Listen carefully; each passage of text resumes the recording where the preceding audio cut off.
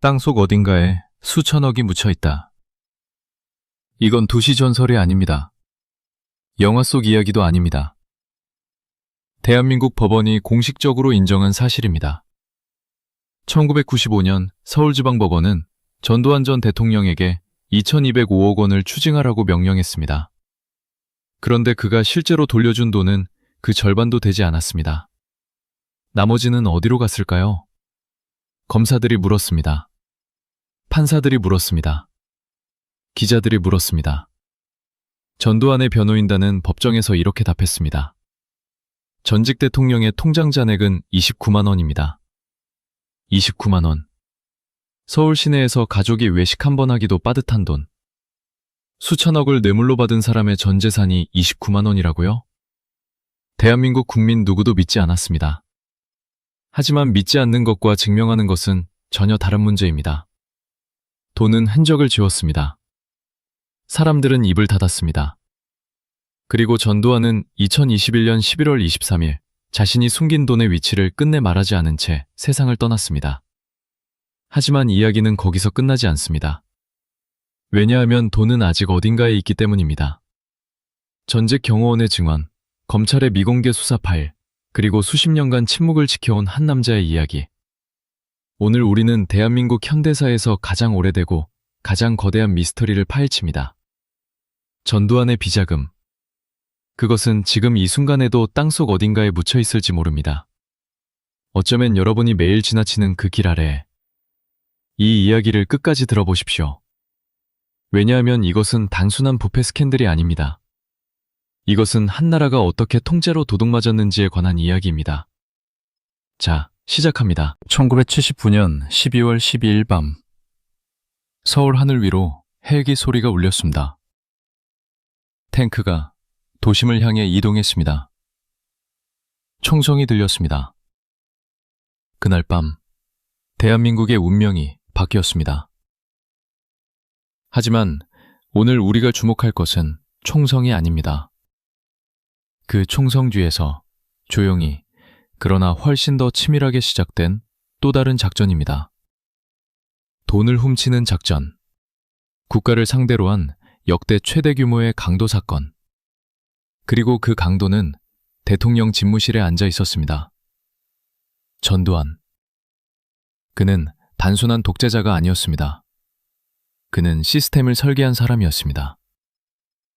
폭력으로 권력을 잡고 공포로 권력을 유지하면서 동시에 그 권력을 이용해 상상을 초월하는 규모의 부를 축적했습니다. 그리고 그 부의 상당 부분은 지금도 행방이 묘연합니다. 오늘 이 영상에서 우리는 세 가지 질문에 답하려 합니다. 첫째, 전두환은 어떻게 그 많은 돈을 모았는가? 둘째, 그 돈은 어떻게 숨겨졌는가? 셋째, 그리고 가장 중요한 질문, 그 돈은 지금 어디에 있는가? 2013년 봄, 서울 서초구의 한 고급 아파트 단지 앞. 노인 한 명이 조용히 걸어 나왔습니다. 기자들이 몰려들었습니다. 카메라 플래시가 쏟아졌습니다. 그 노인은 눈을 찡그리며 차에 올라탔고 창문을 닫았습니다. 질문에는 답하지 않았습니다. 그 노인이 전두환이었습니다. 그날 그는 미납 추징금 환수를 위한 검찰 조사를 앞두고 있었습니다. 법원이 그에게 돌려내라고 명령한 돈 중 아직 납부하지 않은 금액, 당시 기준으로 약 1672억 원. 그러나 그의 측근들은 기자들에게 말했습니다. 돈이 없습니다. 정말입니다. 통장에 29만 원밖에 없어요. 그런데 이상한 일이 있었습니다. 바로 그해 전두환의 장남 전재국 씨가 운영하는 미술 갤러리에서는 수억 원짜리 작품들이 거래되고 있었습니다. 차남 전재용 씨는 서울 강남의 고급 주택에 거주하고 있었습니다. 그리고 전두환 본인은 돈이 없다고 주장하면서도 연희동 자택에서 불편함 없이 생활하고 있었습니다. 전용 요리사, 경호원, 수행비서 모두 유지했습니다. 검찰은 이 모순을 파고들었습니다. 수사관들은 전두환 일가의 부동산, 차명 계좌, 해외 자산을 추적했습니다. 일부는 차전했습니다. 전주영 씨의 부인 이름으로 등록된 고급 부동산, 전두환의 형제들 명의로 된 토지, 친척들에게 분산된 금융자산. 하지만 검찰이 추적한 금액을 모두 합쳐도 법원이 명령한 추징액의 절반에 미치지 못했습니다. 나머지 수백억, 어쩌면 수천억은 어디에 있는 걸까요? 여기서 한 인물이 등장합니다. 그의 이름은 밝힐 수 없습니다. 그는 1980년대 후반 전두환 경호팀에서 근무했던 전직 요원입니다. 2019년 그는 한 언론사와의 인터뷰에서 처음으로 입을 열었습니다. 저는 직접 봤습니다. 박스들이 트럭에 실렸습니다. 야간에 이동했습니다. 목적지는 경기도 방연이었습니다. 박스 안에 뭐가 들었는지는 몰랐습니다. 하지만 나중에 알았습니다. 현금이었습니다. 엄청난 양의 현금. 그는 더 이상 말하지 않았습니다. 인터뷰는 거기서 끊겼습니다. 기자가 후속 취재를 시도했을 때 그는 연락을 끊었습니다. 그리고 그로부터 2년 후 그가 갑자기 이사를 갔다는 소식이 전해졌습니다. 새 주소는 아무도 몰랐습니다. 무언가가 그를 침묵하게 만들었습니다. 돈은 있습니다. 분명히 있습니다. 문제는 누가, 어디서, 어떻게 그것을 지키고 있느냐입니다. 이제 처음으로 돌아가야 합니다.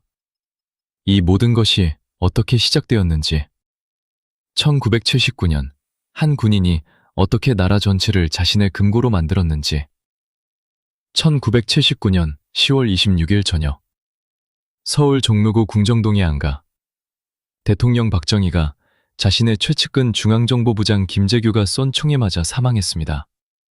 18년간 대한민국을 철권 통치했던 독재자의 갑작스러운 죽음. 나라는 혼란에 빠졌습니다. 권력의 공백.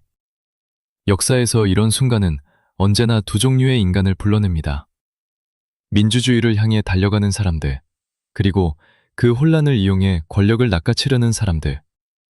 전두환은 두 번째 종류의 인간이었습니다. 당시 그는 보안사령관이었습니다.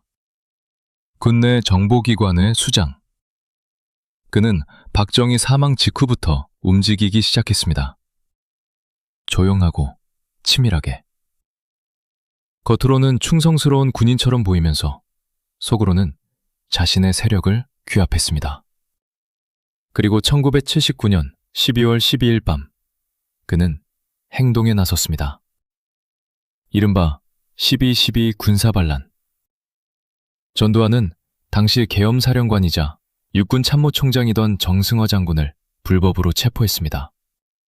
군 지휘 체계를 무시한 쿠데타였습니다. 그 과정에서 총격전이 벌어졌고 군인들이 사망했습니다. 그러나 전두환은 멈추지 않았습니다. 그는 군을 장악했습니다. 하지만 권력을 잡는 것과 유지하는 것은 다릅니다. 국민들은 민주주의를 원했습니다. 1980년 봄, 서울의 봄이라 불린 민주화 운동이 전국을 뒤흔들었습니다. 학생들이 거리로 나왔습니다. 노동자들이 파업했습니다. 시민들이 광장을 채웠습니다. 전두환의 답은 폭력이었습니다. 1980년 5월 17일, 전두환은 비상계엄을 전국으로 확대했습니다. 그리고 5월 18일, 광주에서 역사상 가장 비극적인 사건이 시작되었습니다. 광주 시민들은 계엄 철폐와 민주주의를 요구하며 거리로 나왔습니다. 공수부대가 투입되었습니다. 군인들은 시민들을 무차별적으로 폭행했습니다. 총을 쐈습니다. 공식 사망자만 165명. 실제로는 훨씬 더 많다고 역사학자들은 말합니다. 행방불명자를 포함하면 수백 명이 그 열흘 동안 목숨을 잃었습니다. 전두환은 광주를 피로 진압하고 그 위에 자신의 권좌를 세웠습니다. 1980년 9월, 그는 대통령이 되었습니다. 선거는 없었습니다. 체육관에서 간접선거로 뽑힌 정당성 없는 권력이었습니다. 그러나 그것이 전두환에게는 문제가 되지 않았습니다. 총이 있었고, 감옥이 있었고, 정보기관이 있었습니다. 그리고 이제 금고가 필요했습니다. 권력을 유지하려면 돈이 필요합니다. 충성스러운 부하들에게 보상을 줘야 합니다. 반대 세력을 무력화하려면 자금이 있어야 합니다. 해외에서의 로비, 국내에서의 언론 통제, 군부의 파벌 관리, 모든 것이 돈으로 이루어집니다. 전두환은 그 돈을 국가에서, 기업에서, 그리고 국민의 호주머니에서 꺼냈습니다. 시스템은 간단했습니다. 전국 경제인 연합회, 즉 정경련을 통해 대기업들에게 기부를 요구했습니다. 기부라는 이름이었지만 실제로는 강요였습니다. 내지 않으면 세무조사가 나왔습니다. 허가가 취소되었습니다. 사업이 막혔습니다. 삼성이 냈습니다. 현대가 냈습니다. 대우가 냈습니다. 럭키금성이 냈습니다. 대한민국의 모든 대기업이 전두환 정권에 상납했습니다. 그 돈은 어디로 갔을까요? 일지재단, 새마을운동 관련 단체, 각종 문화재단. 겉으로는 공익 목적처럼 보이는 수십 개의 조직들이 실제로는 비자금 세탁 창구 역할을 했습니다. 돈은 이 조직들을 거쳐 흐르다가 어느 순간 사라졌습니다. 장부에 기록되지 않은 현금으로 변해서 검찰이 1995년 수사를 시작했을 때 회계 전문가들은 머리를 감쌌습니다. 돈의 흐름이 너무 복잡했습니다. 수십 개의 유령 계좌, 차명 계좌, 해외 계좌. 돈은 마치 물처럼 아무 곳에나 스며들고 흔적을 남기지 않고 사라졌습니다. 하지만 가장 기묘한 부분은 따로 있었습니다. 검찰 수사관 중 일부는 비공개 브리핑에서 이런 말을 했다고 전해집니다. 디지털 기록도 없고 은행 기록도 없고 부동산 기록도 없는 돈이 있습니다. 그 돈은 아예 금융 시스템 밖에 존재했을 가능성이 있습니다. 즉, 현금 그 자체로 어딘가에 보관되어 있다는 뜻입니다. 현금 그 자체로 금융 시스템 밖에서 땅속에. 다음 장에서 우리는 그 돈이 어떻게 이동했는지, 누가 운반했는지, 그리고 최후로 목격된 장소가 어디인지를 추적합니다. 1981년 3월 서울 여의도 전국경제인연합회 본관 회의실. 커튼이 닫혀 있었습니다. 회의 참석자 명단은 공식 기록에 남지 않았습니다. 그날 그 방에 있었던 사람들은 대한민국 최대 재벌 그룹의 총수들이었습니다. 그리고 맞은편에는 청와대에서 내려온 사람이 앉아 있었습니다. 그 사람의 이름은 이학봉. 전두환의 핵심 측근, 당시 청와대 민정수석 비서관이었습니다. 회의는 짧았습니다. 이학봉은 서류 한 장을 꺼냈습니다. 각 기업 이름 옆에 숫자가 적혀 있었습니다. 그는 설명하지 않았습니다. 그냥 테이블 위에 놓았습니다. 침묵이 흘렀습니다. 그리고 재벌 총수들은 하나씩 고개를 끄덕였습니다. 거부할 수 없었습니다. 이 자리에 있었다고 나중에 증언한 한 기업인은 이렇게 말했습니다. 거절한다는 것은 선택지에 없었습니다. 다음 날 세무조사가 들어오거나 핵심 사업 허가가 취소될 것이 뻔했습니다. 우리는 그냥 내야 했습니다. 얼마를 내야 하는지도 우리가 결정하는 게 아니었어요. 이미 금액이 정해져 있었습니다. 이것이 전두환 비자금 시스템의 핵심이었습니다. 자발적 기부처럼 포장되었지만 사실은 국가 권력을 이용한 조직적 강탈이었습니다. 그렇다면 그 돈은 어떤 경로로 전두환에게 전달되었을까요? 여기서 두 번째 인물이 등장합니다. 장세동. 전두환의 경호실장이자 후에 안기부장이 된 인물. 전두환의 그림자라고 불렸던 남자입니다. 장세동은 단순한 경호원이 아니었습니다. 그는 전두환의 사적 재정을 관리하는 비공식 재무장관이었습니다. 기업들이 납부한 돈은 공식 계좌로 들어가지 않았습니다. 그것은 장세동이 관리하는 별도의 경로를 통해 흘렀습니다. 그 경로는 세 단계로 작동했습니다. 첫 번째 단계는 명목상의 단체들이었습니다. 일해재단, 새마을운동 중앙본부, 한국문화예술진흥원. 기업들은 이 단체들에 기부라는 명목으로 돈을 보냈습니다. 영수증도 있었고 세금 공제도 되었습니다. 완벽하게 합법적인 외양이었습니다. 두 번째 단계는 내부 분리였습니다.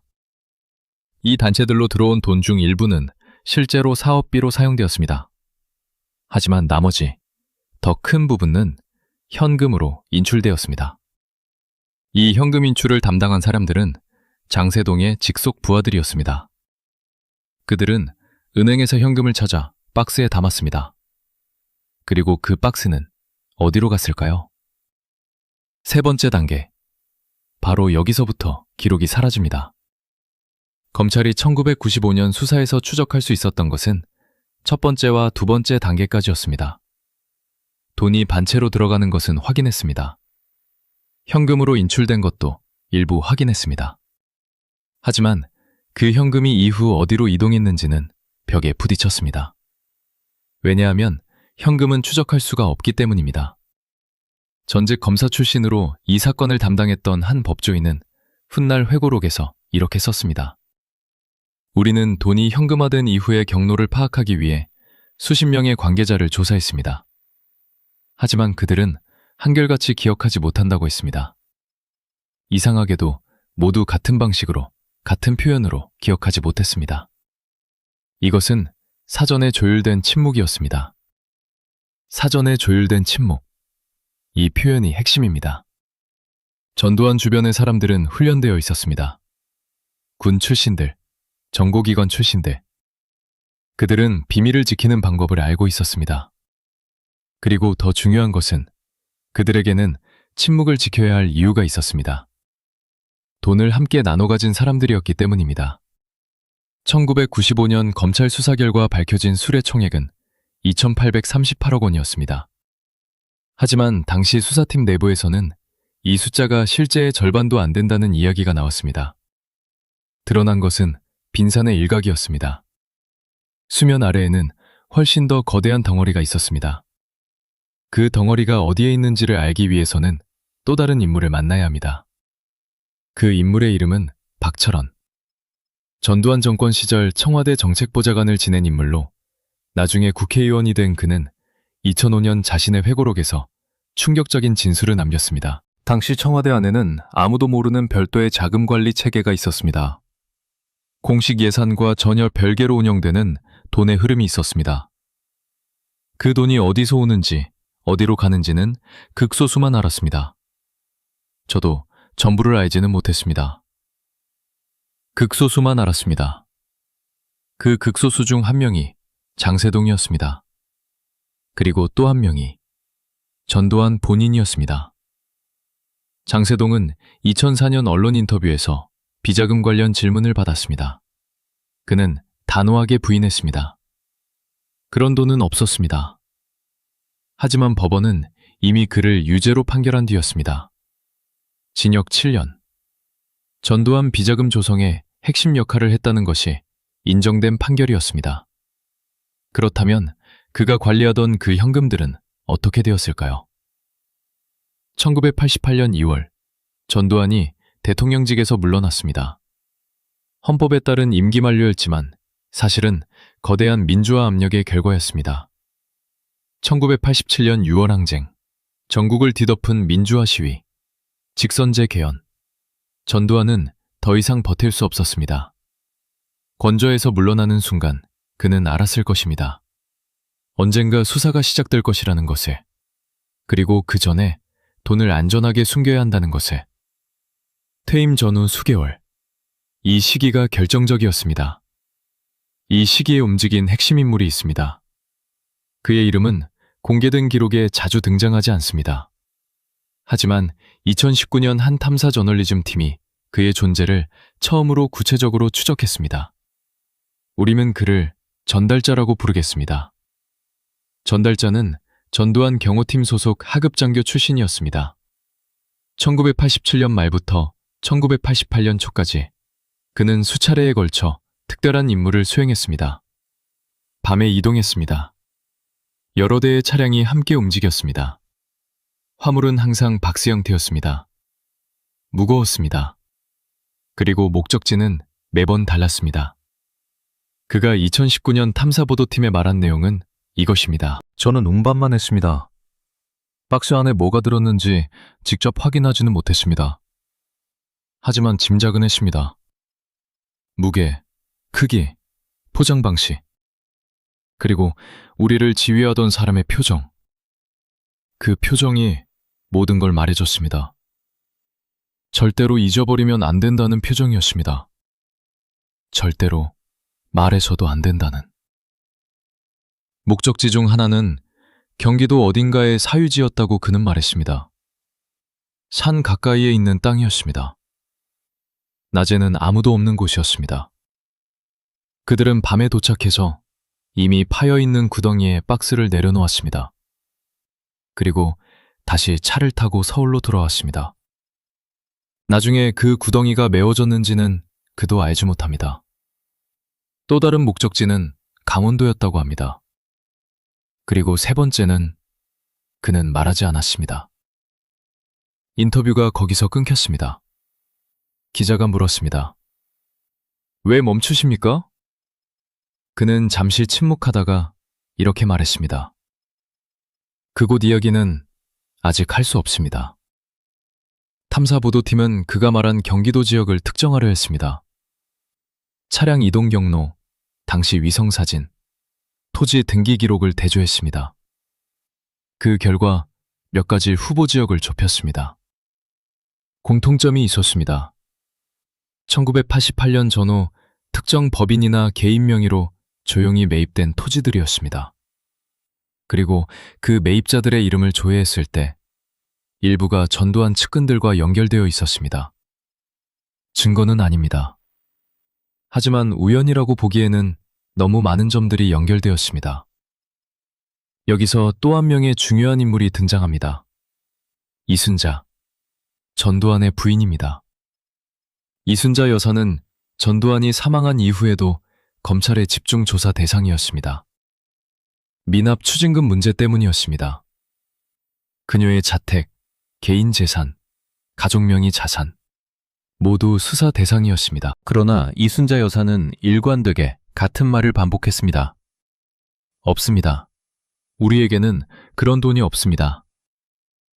2021년 전두환 사망 이후 그의 유산을 둘러싼 법적 다툼이 시작되었습니다. 검찰은 남은 추징금을 이순자 여사와 자녀들에게 청구했습니다. 법원은 일부를 인정했습니다. 하지만 전체 미납액에는 여전히 크게 미치지 못했습니다. 그 차액, 수백억에서 수천억에 달할 수 있는 그 돈. 그것은 지금도 어딘가에 있습니다. 한 가지 더 주목할 것이 있습니다. 전두환이 퇴임하던 1988년 서울 올림픽이 열렸습니다. 전 세계의 눈이 대한민국을 향해 있었습니다. 국내외 자금 이동이 매우 활발했던 시기입니다. 외환 거래가 이례적으로 많았고 부동산 시장은 급등하고 있었습니다. 이 시기는 돈을 숨기기에 혹은 세탁하기에 최적의 환경이었습니다. 검찰의 한 전직 수사관은 2022년 한 팟캐스트에서 익명으로 이런 말을 했습니다. 우리가 추적을 포기한 이유 중 하나는 시간이었습니다. 너무 오래되었습니다. 당시 현금 거래는 기록이 없습니다. 토지 거래는 명의가 여러 번 바뀌었습니다. 그리고 핵심 관계자들이 하나씩 세상을 떠났습니다. 기억하는 사람이 없어지는 겁니다. 그게 가장 무서운 일이었습니다. 기억하는 사람이 없어지는 것. 전두환은 그것을 기다린 것일지도 모릅니다. 2004년 봄, 서울 마포구의 한 카페. 테이블에 두 남자가 앉아 있었습니다. 한 명은 당시 전두환 비자금 의혹을 취재 중이던 베테랑 기자였습니다. 다른 한 명은 전두환 정권 시절 청와대 행정관을 지낸 인물이었습니다. 전직 관료는 커피를 한 모금 마시고 조용히 말했습니다. 말씀드릴 수 있는 건 딱 여기까지입니다. 그는 봉투 하나를 테이블 위에 내려놓았습니다. 기자가 열었습니다. 안에는 손으로 쓴 메모 한 장이 있었습니다. 숫자들과 지명들이 적혀 있었습니다. 기자는 그것을 촬영하려 했습니다. 그러자 전직 관료가 손을 뻗어 봉투를 다시 집어들었습니다. 이건 드릴 수 없습니다. 눈으로만 보십시오. 기자는 그 메모의 내용 중 일부를 기억에 의존해 훗날 기사에 담았습니다. 하지만 편집 과정에서 그 부분은 삭제되었습니다. 데스크에서 확인되지 않은 내용이라는 이유로 뺐습니다. 그 기자는 훗날 이렇게 말했습니다. 지금도 후회합니다. 그때 더 밀어붙였어야 했는데. 이것이 전두환 비자금 의혹을 취재한 모든 기자들이 공통적으로 경험한 패턴이었습니다. 정보를 가진 사람들은 있었습니다. 말하고 싶어 하는 사람들도 있었습니다. 하지만 결정적인 순간에 멈췄습니다. 왜 멈췄을까요? 여기서 침묵의 카르텔이라는 개념을 이해해야 합니다. 전두환 정권은 단순히 한 명의 독재자가 만든 게 아니었습니다. 그것은 수백, 어쩌면 수천 명이 각자의 이익을 위해 참여한 거대한 네트워크였습니다. 그 네트워크 안에 있었던 사람들은 군 출신 관료들, 재벌 관계자들, 정보기관 요원들, 지방 유지대, 전두환이 무너지면 자신들도 무너진다는 것을 알았습니다. 그래서 그들은 집단으로 침묵했습니다. 이것을 분석한 연구자가 있습니다. 고려대학교에서 한국현대정치사를 연구하는 전문가는 2018년 논문에서 이 현상을 공범구조에 의한 자발적 침묵이라고 명명했습니다. 그는 이렇게 설명했습니다. 전두환 주변 인물들의 침묵은 협박에 의한 것만이 아니었습니다. 그들 자신이 그 시스템의 수혜자였기 때문에 스스로 침묵을 선택한 것입니다. 말하는 순간 자신의 죄도 함께 드러나니까요. 공범 구조, 이것이 핵심입니다. 전두환의 비자금 시스템에서 돈을 받은 사람은 전두환 혼자가 아니었습니다. 중간에서 운반하고 관리하고 숨긴 사람들에게도 돈이 돌아갔습니다.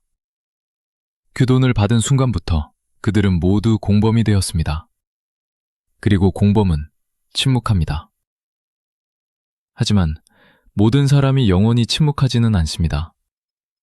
2016년 한 노인이 경기도 이천의 한 요양원에서 세상을 떠났습니다. 향년 81세. 그의 이름은 공개적으로 알려지지 않았습니다. 그는 1980년대 초반 전두환 정권에서 청와대 재무 관련 업무를 담당했던 하급 공무원이었습니다. 사망하기 3개월 전 그는 요양원을 방문한 자녀들에게 편지 한 통을 남겼습니다. 그 편지의 내용 중 일부가 2020년 한 탐사보도 매체를 통해 알려졌습니다. 자녀 중 한 명이 익명을 조건으로 내용을 공개한 것입니다. 편지에는 이런 내용이 있었습니다. 내가 죽고 나면 더 이상 지킬 것도 없다. 내가 알고 있는 것을 말하고 싶지만 이것을 말하면 지금도 살아있는 사람들이 다친다. 그들의 자식들이 다친다. 그래서 말할 수 없다. 하지만 이것만은 기억해라. 그 돈은 없어지지 않았다. 돈은 어딘가에 있다. 그리고 그것을 아는 사람이 아직 살아있다. 그 돈을 아는 사람이 아직 살아있다. 2016년 기준의 이야기입니다. 지금은 2026년입니다. 그 사람이 여전히 살아있다면 지금 어디에 있을까요? 무엇을 알고 있을까요? 그리고 왜 여전히 침묵하고 있을까요? 침묵의 카르텔은 세대를 넘어갑니다. 당사자들이 죽으면 그 자녀들이 침묵을 이어받습니다. 재산이 걸려있기 때문입니다. 명예가 걸려있기 때문입니다. 어쩌면 안전이 걸려있기 때문이기도 합니다. 하지만 카르텔에는 항상 균열이 생깁니다. 2023년 한 익명의 제보자가 서울중앙지검에 투서를 넣었습니다. 내용은 공개되지 않았습니다. 하지만 이 투서를 접수한 한 검사가 퇴직 후 비공개 강연에서 이런 말을 했다고 전해집니다. 우리가 오랫동안 찾던 것과 연관된 내용이었습니다. 하지만 수사를 개시하기에는 아직 불충분했습니다. 더 필요합니다. 더 필요합니다. 그 균열은 지금도 커지고 있습니다. 목격자들이 늙어갑니다. 양심의 무게가 무거워집니다. 그리고 언젠가 마지막 침묵이 깨지는 날이 올 것입니다. 다음 장에서는 그 돈이 실제로 어떤 형태로 존재하는지, 그리고 그것이 지금도 회수 가능한지를 추적합니다. 2011년 가을, 경기도 양평군. 한 농부가 오래된 밭을 갈다가 이상한 것을 발견했습니다. 땅속 약 1m 깊이에서 나온 것은 썩은 천조각에 쌓인 금속 상자였습니다. 상자 안에는 오래된 서류들이 있었습니다. 습기에 많이 손상되어 있었습니다. 농부는 그것을 가져다가 읍내 파출소에 신고했습니다. 파출소에서는 그 서류를 상급기관에 넘겼습니다. 그 이후의 이야기는 공식 기록에 없습니다. 농부는 나중에 동네 사람들에게 이런 말을 했다고 전해집니다. 형사들이 왔다 갔습니다. 서울에서 온 것 같았습니다. 그 사람들이 상자를 가져갔습니다. 나한테는 아무것도 알려주지 않았습니다. 그냥 감사하다고만 했습니다. 그게 다였습니다. 이 이야기가 세상에 알려진 것은 2019년입니다. 그 농부를 직접 인터뷰한 탐사 기자가 기사를 썼습니다. 기사에서 기자는 해당 토지의 등기 기록을 조회했습니다. 그 땅은 1989년에 매입되었습니다. 매입자는 서울에 본사를 둔 소규모 건설회사였습니다. 그 회사의 대표이사 이름을 추적했더니 전두환 경호실 출신 인물의 처남이었습니다. 우연일 수 있습니다. 하지만 이런 우연이 한 번이 아닙니다. 비슷한 사례가 더 있습니다. 1990년대 중반, 충청북도 음성군의 한 야산. 등산객이 땅이 불규칙하게 솟아있는 곳을 발견했습니다. 최근에 땅을 팠다가 다시 덮은 흔적이었습니다. 그는 지방신문사에 제보했습니다. 기자가 현장을 찾아갔을 때는 이미 깔끔하게 정리되어 있었습니다. 그 땅도 1988년에 매입된 사유지였습니다. 강원도 흥천군, 전라남도 담양군, 경상북도 상주시. 전두환 비자금을 추적하는 사람들 사이에서는 이른바 은닉지 지도가 존재한다는 이야기가 오랫동안 돌았습니다. 실제 지도가 아닙니다.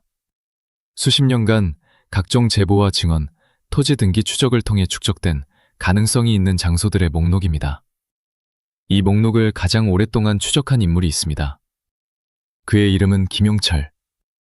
김용철은 원래 삼성 법무팀 출신의 변호사로 삼성 비자금 폭로로 유명해진 인물입니다. 하지만 그가 삼성 내부에서 일하던 시절, 그는 삼성이 전두환 정권에 납부했던 자금의 흐름에 대한 내부 문서를 일부 열람한 적이 있었습니다.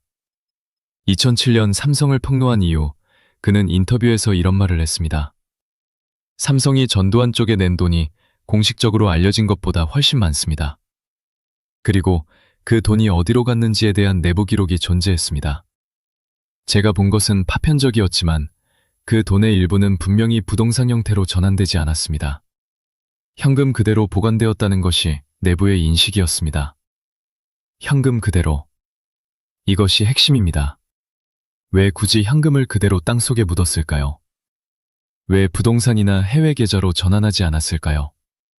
전문가들은 이것이 오히려 매우 이성적인 선택이었다고 설명합니다.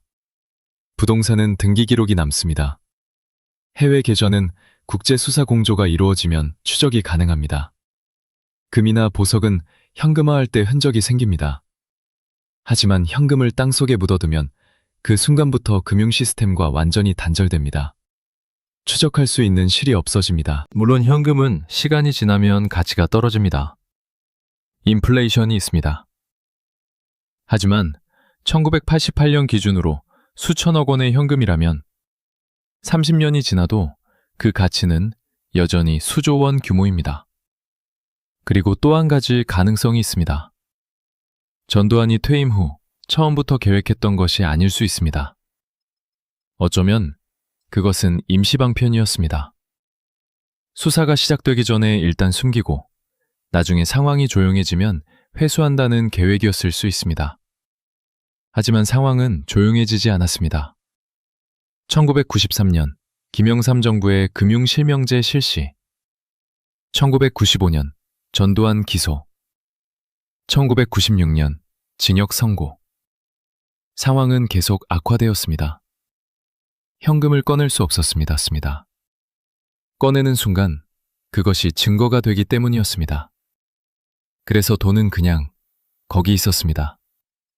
그리고 전두환은 죽었습니다. 그 돈이 어디 있는지 정확히 아는 사람은 극소수였습니다. 그 극소수 중 몇 명은 이미 세상을 떠났습니다.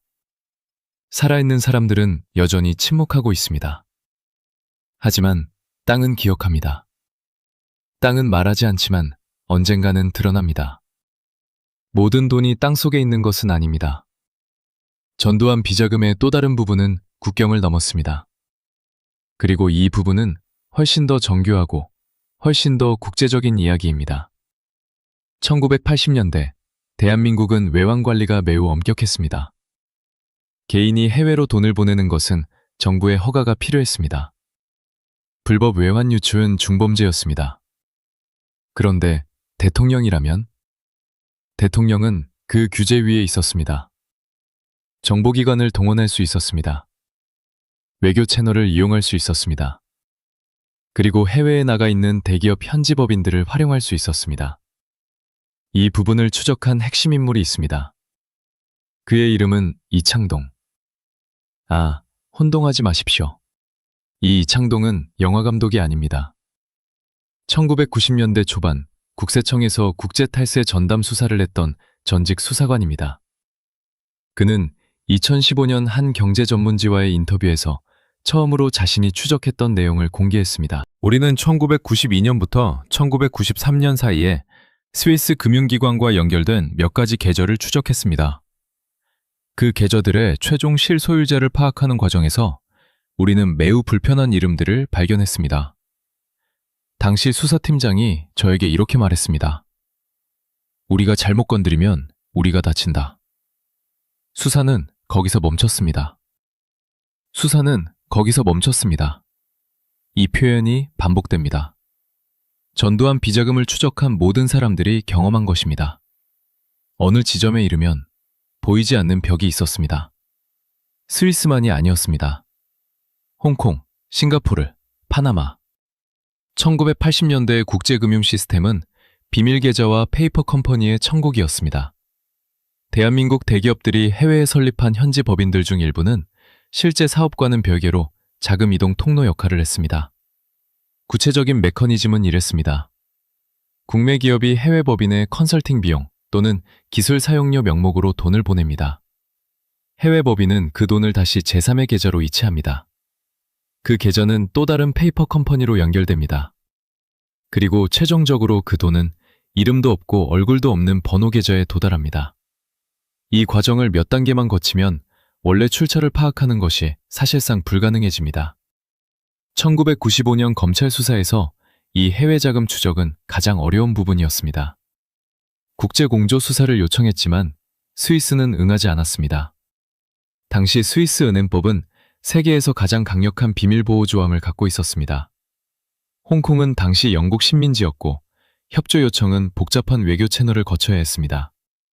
결국 해외 자금 추적은 성과 없이 끝났습니다. 하지만 2010년대 이후 상황이 달라졌습니다. 파나마 페이퍼스, 판도라 페이퍼스, 룩셈부르크 리크스. 전 세계 조세피난처의 비밀 문서들이 잇따라 폭로되었습니다. 그 속에서 한국과 관련된 이름들이 나왔습니다. 대부분은 기업인들이었습니다. 정치인들도 있었습니다. 그리고 전두환 일가와 연결된 것으로 의심되는 페이퍼 컴퍼니 몇 개의 이름이 등장했습니다. 직접적인 연결고리는 확인되지 않았습니다. 하지만 해당 컴퍼니들의 설립 시기가 1987년에서 1989년 사이였습니다. 등록 주소는 파나마와 버진 아일랜드였습니다. 그리고 이 컴퍼니들을 설립하는 데 사용된 로펌의 이름이 당시 전두환 정권 관련 인물들과 법적 거래를 한 기록이 있는 곳이었습니다. 이것이 결정적 증거가 될 수 없다는 것은 압니다. 하지만 이 전별을 연결해보면 하나의 그림이 떠오릅니다. 전두환의 비자금은 단일한 형태로 존재하지 않았습니다. 일부는 땅 속에 있습니다. 일부는 부동산으로 변환되었습니다. 그리고 일부는 지금도 어딘가의 서버에 숫자로 존재하고 있을 것입니다. 아무도 모르는 계좌번호 뒤에 숨어서. 2021년 11월 23일 오전 8시 40분 전두환이 서울 연희동 자택에서 사망했습니다. 향년 90세, 혈액암으로 인한 자연사였습니다. 그 순간 대한민국에서 가장 오래된 미해결 미스터리는 영원히 미해결로 남을 수도 있게 되었습니다. 하지만 이상한 일이 벌어졌습니다. 전두환이 사망한 지 불과 48시간 뒤 검찰에 새로운 제보가 들어왔습니다. 그 제보의 내용은 공식적으로 공개되지 않았습니다. 하지만 당시 사건을 담당했던 검찰 관계자는 퇴직 후 비공개 자리에서 이렇게 말했다고 전해집니다. 전두환이 살아있는 동안 말하지 못했던 누군가가 그가 죽자마자 연락을 해왔습니다. 그 사람은 구체적인 장소를 알고 있었습니다. 구체적인 장소, 그 제보자가 누구인지, 그가 말한 장소가 어디인지는 알려지지 않았습니다. 검찰은 수사 중이라는 이유로 공개를 거부했습니다. 하지만 2022년 말 국회 법제사법위원회에서 한 의원이 검찰에 질의했습니다. 전두환 사망 이후 비자금 관련 새로운 수사가 진행되고 있습니까? 검찰 대표는 답했습니다. 말씀드리기 어렵습니다. 말씀드리기 어렵습니다. 이것은 부인이 아닙니다. 그렇다면 지금 이 순간 무슨 일이 일어나고 있는 걸까요? 여기서 이 영상에서 처음으로 공개되는 내용이 있습니다. 우리 취재팀은 2024년부터 약 8개월에 걸쳐 전두환 비자금과 관련된 여러 인물들을 접촉했습니다. 대부분은 거절했습니다. 일부는 만남 자체를 피했습니다. 하지만 그중 한 명이 조건부로 만남에 응했습니다. 그는 자신을 이렇게 소개했습니다. 1980년대 후반 전두환 정권의 재정 관련 부서에서 말단 업무를 담당했던 인물. 현재는 지방 소도시에 거주하고 있습니다. 이름도 얼굴도 공개할 수 없습니다. 우리는 그를 K씨라고 부르겠습니다. K씨는 2시간에 걸친 인터뷰에서 여러 가지 이야기를 했습니다. 그중 가장 충격적인 것은 이것이었습니다. 장소가 하나가 아닙니다. 여러 곳입니다. 저는 그중 2곳을 직접 알고 있습니다. 나머지는 들은 것입니다. 경기도의 한 곳, 그리고 전라도의 한 곳. 경기도 쪽은 제가 직접 그곳 근처에 가본 적이 있습니다. 1988년 초의 일입니다. 그때는 아무것도 몰랐습니다. 나중에 그게 무슨 일이었는지 알게 되었습니다. 우리가 물었습니다. 지금도 그 돈이 거기 있을 것 같습니까? K씨는 잠시 침묵했습니다. 그리고 말했습니다. 일부는 이미 회수되었을 겁니다. 조용히, 아무도 모르게. 1990년대 어느 시점에. 하지만 전부는 아닙니다. 왜냐하면 그 일을 하려면 아는 사람이 여럿이 동시에 움직여야 하는데 사람들이 서로를 믿지 못했습니다. 그러니까 어떤 곳은 지금도 그냥 있을 겁니다. 아무도 건드리지 못한 채로. 아무도 건드리지 못한 채로. 우리는 K씨가 언급한 경기도 지역에 대해 추가 조사를 했습니다. 그가 말한 특징들과 일치하는 지역을 좁혔습니다. 산 근처, 사일지, 1988년 전후 소유권 변동 기록. 3가지 조건을 모두 충족하는 토지가 경기도 북부 지역에서 2곳 확인되었습니다. 2곳 모두 현재 법인 소유 토지로 그 법인들의 실소유자는 여러 단계의 차명구조 뒤에 숨어 있었습니다. 우리는 더 파고들었습니다. 그중 한 법인의 등기이사 이름을 추적했습니다. 그 이름은 1995년 전두환 비자금 수사 당시 참고인으로 조사를 받은 인물과 동일했습니다. 당시 그는 아는 것이 없다고 진술했습니다. 무혐의로 처리되었습니다. 그리고 그 직후 그 토지의 소유법인 이사로 등재되었습니다. 우리는 이 인물에게 직접 연락을 시도했습니다. 수차례 전화와 방문을 시도했습니다. 응답은 없었습니다. 마지막 방문 때 우리 취재진이 그의 자택 앞에 섰을 때 커튼이 움직이는 것이 보였습니다. 누군가 안에 있었습니다. 하지만 문은 열리지 않았습니다. 우리는 거기서 멈춰야 했습니다. 하지만 이 이야기에는 마지막으로 가장 충격적인 반전이 남아 있습니다. K씨 인터뷰가 끝나갈 무렵 우리는 마지막 질문을 했습니다. 이것을 지금 우리에게 말하는 이유가 무엇입니까? 그는 오래 생각했습니다. 창밖을 바라봤습니다. 그리고 천천히 말했습니다. 저도 이제 늙었습니다. 그리고 저는 그 돈 때문에 제 인생을 망쳤습니다. 조금 받았습니다. 그 조금 때문에 저는 평생 침묵해야 했습니다. 가족한테도 말 못했습니다. 친구한테도. 그게 평생 짐이었습니다. 이제 그 짐을 좀 내려놓고 싶습니다. 다 말하지는 못하지만 이만큼이라도. 그는 일어나서 코트를 입었습니다. 문을 향해 걷다가 돌아봤습니다. 한 가지만 더 말씀드리겠습니다. 그 돈이 전부 사라지지 않은 이유가 있습니다. 그 돈을 아는 사람들이 그것을 일종의 보험으로 갖고 있기 때문입니다. 내가 잡히면 너도 잡힌다는 보험. 그래서 아무도 건드리지 못합니다. 그 돈은 지금 이 순간에도 보험 증서처럼 땅속에 묻혀 있는 겁니다. 보험 증서처럼 땅속에 묻혀 있다. 전두환의 비자금은 단순히 숨겨진 돈이 아니었습니다. 그것은 침묵을 강제하는 무기였습니다. 그것을 아는 모든 사람들을 묶어두는 사슬이었습니다. 그리고 그 사슬은 전두환이 죽은 지금도 여전히 누군가의 발목을 붙잡고 있습니다. 다음 장 마지막 장에서 우리는 이 이야기의 끝을 혹은 끝이 없다는 사실을 직면합니다. 2026년 3월 서울 서초동 대검찰청 앞. 이른 아침 한 중년 남성이 건물 입구 앞에 잠시 서 있었습니다. 그는 안으로 들어가지 않았습니다. 오래 서 있다가 돌아섰습니다. 그리고 사라졌습니다. 우리 취재진이 그 장면을 목격한 것은 순전히 우연이었습니다. 그가 누구인지 우리는 모릅니다. 하지만 그 뒷모습을 보면서 우리는 생각했습니다. 저 사람도 무언가를 알고 있는 사람일 것이라고. 그리고 아직 말할 준비가 되지 않은 사람일 것이라고. 이것이 2026년 대한민국의 현실입니다. 전두환이 사망한 지 4년이 지났습니다. 미납 추징금 문제는 여전히 법정에서 다퉈지고 있습니다. 이순자 여사와 자녀들에 대한 재산 환수 절차는 진행 중이지만 진전은 더딥니다.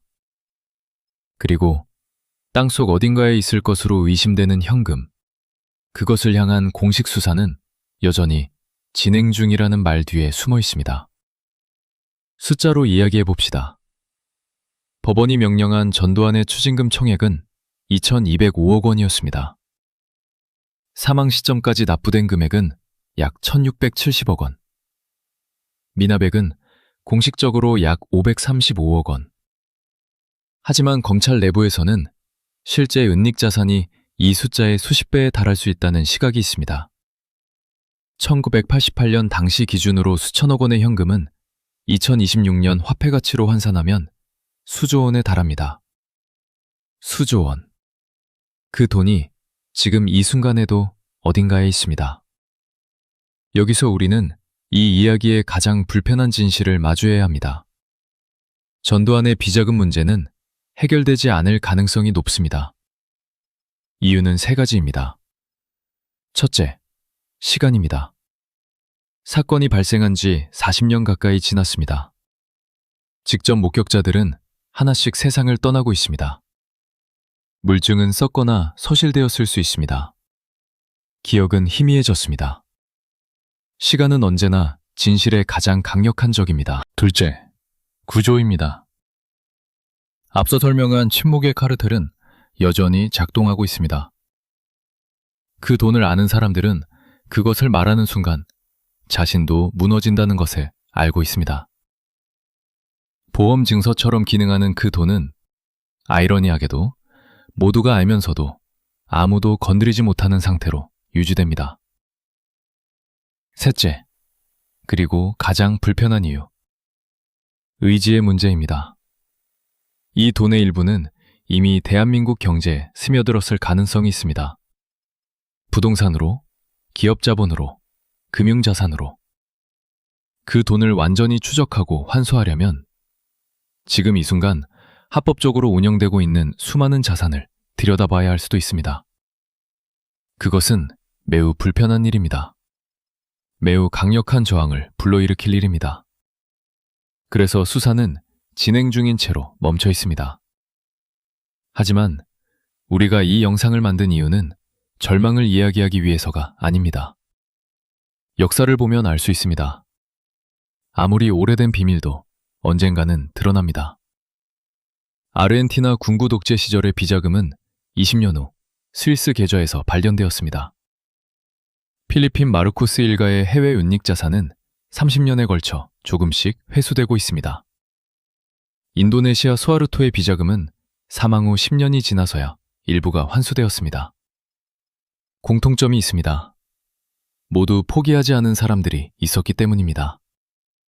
기자들, 검사들, 시민들, 지치지 않고 계속 물어보는 사람들이 있었기 때문입니다. 대한민국에도 그런 사람들이 있습니다. 20년째 이 문제를 추적하는 탐사 기자들이 있습니다. 은퇴 후에도 개인적으로 수사를 이어가는 전직 검사들이 있습니다. 그리고 K씨처럼 늦었지만 천천히 입을 열기 시작하는 사람들이 있습니다. 우리 취재팀이 이 영상을 공개하는 것도 그 이유 때문입니다. 누군가 이 영상을 보고 있을 것입니다. 그 중에는 무언가를 알고 있는 사람이 있을 것입니다. 오래된 기억, 우연히 본 장면, 평생 말하지 못한 이야기. 그것이 아무리 작은 조각이라도 그 조각들이 모이면 그림이 됩니다. 이 영상 아래 댓글창에는 제보 채널이 있습니다. 익명 보장됩니다. 우리는 기다립니다. 전두환은 죽었습니다. 하지만 그가 훔친 돈은 살아있습니다. 그 돈은 대한민국 국민의 것이었습니다. 그리고 국민의 것은 언젠가 반드시 돌아와야 합니다. 땅은 기억합니다. 돈은 썩지 않습니다. 그리고 진실은 아무리 깊이 묻혀도 결국 지면 위로 올라옵니다. 우리는 계속 파겠습니다. 끝까지.